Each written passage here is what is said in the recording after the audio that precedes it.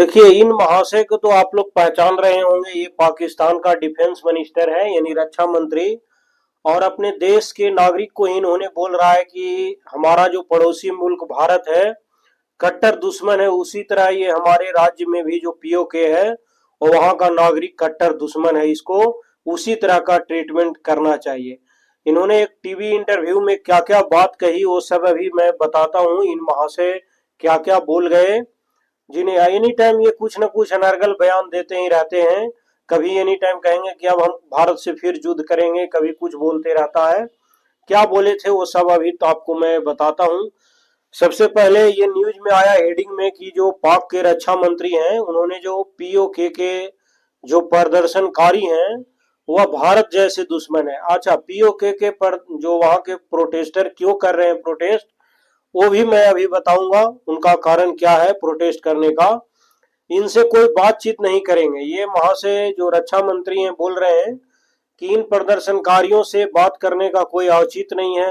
जबकि वहां पर फायरिंग हुआ, उसमें से लगभग 30 प्रदर्शनकारियों की मौत भी हो चुकी है अभी तक। ये तो आंकड़ा आया है, 30 कितना मारा होगा इसका कोई अता पता थोड़े है। ये महाशय जो पाकिस्तान के रक्षा मंत्री, इनका नाम पूरा है ख्वाजा आसिफ।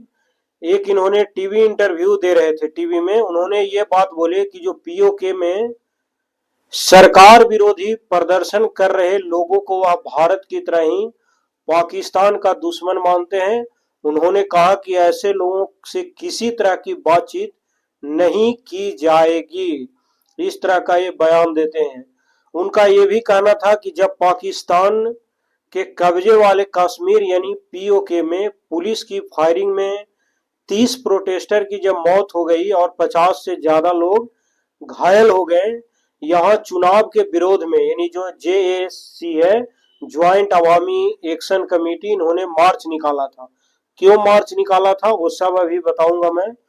प्रदर्शनकारी जो थे पीओके विधानसभा में कि 12 शरणार्थी, जो वहां पर पीओके में जो विधानसभा टोटल जितने सीट है लगभग 54 सीट है, उसके उसमें से कह रहा है कि 12 शरणार्थी सीटों की को खत्म करने की मांग कर रहे थे जो पीओके में प्रदर्शन कर रहे थे। हिंसा के बाद पाकिस्तान ने पूरे पीओके में अतिरिक्त सेना उतारा है, पैरामिलिट्री और आर्म्ड कॉन्स्टेबुलरी तैनात कर दी है। पूरे क्षेत्र में धारा 144 लागू कर गया है और इंटरनेट सेवाएं भी बंद कर दिया है। 5000 लोगों ने मार्च पर चली गोलियां।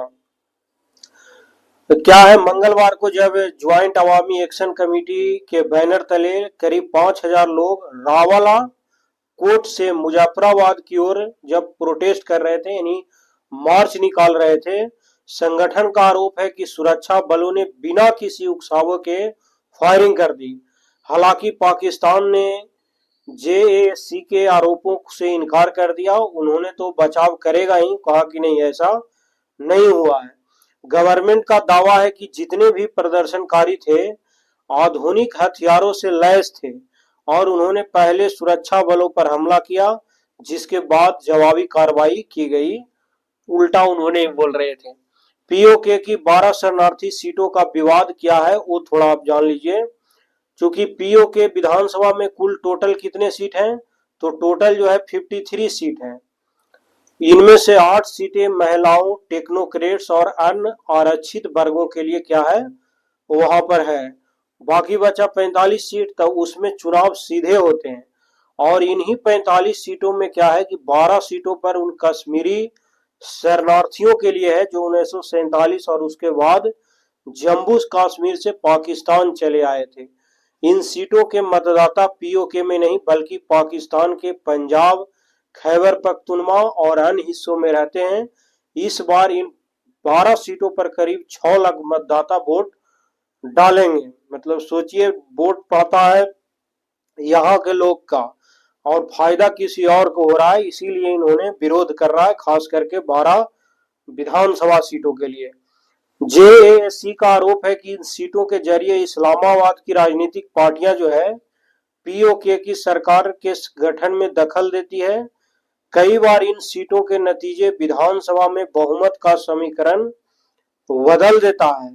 इसी यही वजह है कि जेएसी की मांग है कि विधानसभा चुनावों चुनने का अधिकार सिर्फ पीओके के रहने वालों के पास होनी चाहिए और 12 शरणार्थी सीटों की व्यवस्था क्या होनी चाहिए, खत्म करनी चाहिए, ये बात कहे। पीओके विधानसभा में सीटों का गणित मैं बता दिया, कुल 53 सीट है, 45 सीटों पर सीधा चुनाव होता है, 33 स्थानीय मतदाताओं के लिए और 12 कश्मीरी शरणार्थियों के लिए और 8 सीटें महिलाओं के लिए, उलेमा के लिए, अन्य वर्ग के लिए, टेक्नोक्रेट्स के लिए है। चुनाव का विरोध क्यों कर रही है जेएसी?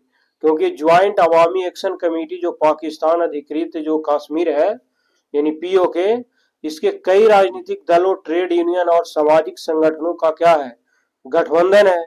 यह संगठन पिछले कुछ वर्षों से स्थानीय अधिकारों और प्रशासनिक फैसलों को लेकर आंदोलन करता है।